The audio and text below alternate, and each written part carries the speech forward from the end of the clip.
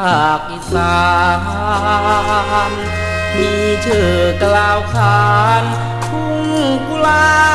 ร้องไห้เลี้ยวสุดขอบฟ้า